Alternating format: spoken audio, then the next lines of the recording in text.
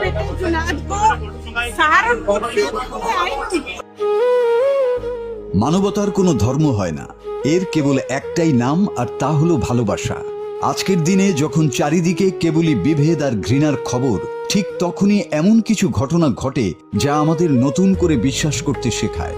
আজ আমরা আপনাদের শোনাবো 180 কিলোমিটার পথ পাড়ি দিয়ে মুসলিম যুবকের কাছে ছুটে আসা এক হিন্দু মায়ের গল্প।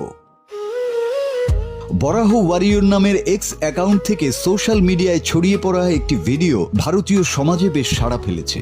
ভারতের উত্তরপ্রদেশের সাহারানপুর থেকে দিল্লির যন্তর মন্তরের দূরত্ব প্রায় 180 কিলোমিটার। সুনিতা অরোরা নামের এক বয়স্কা নারী দীর্ঘ এই পথ পাড়ি দিয়ে ছুটে এসেছেন। কিন্তু কেন?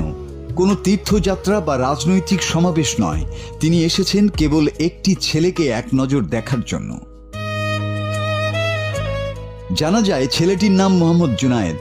প্রতিদিন খবরের পর্দায় বা সোশ্যাল মিডিয়ায় সুনিতা দেখতেন এই যুবক কোনো ধর্ম, বর্ণ বা ভেদাভেদ না করেই মানুষের সেবা করে যাচ্ছেন, আর সেই নিঃস্বার্থ সেবাই জয় করে নিয়েছে সুনিতার মাতৃহৃদয়।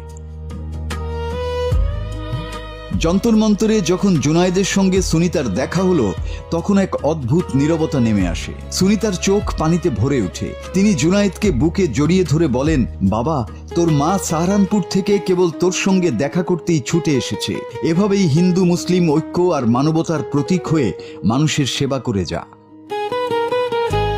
এই একটি দৃশ্য যেন প্রমাণ করে দেয়, ঘৃণার দেয়াল যতই উঁচু হোক না কেন, ভালোবাসা আর মানবতা সবসময় তা পার হয়ে যায়। এটি মনুষ্যত্বের আসল পরিচয়, যেখানে স্নেহ, ভ্রাতৃত্ববোধ এবং মানবতা সবার ঊর্ধ্বে।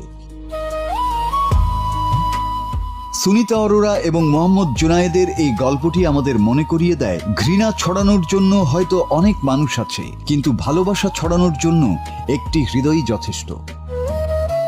মাসুদ হাসান, বাংলা টিভি।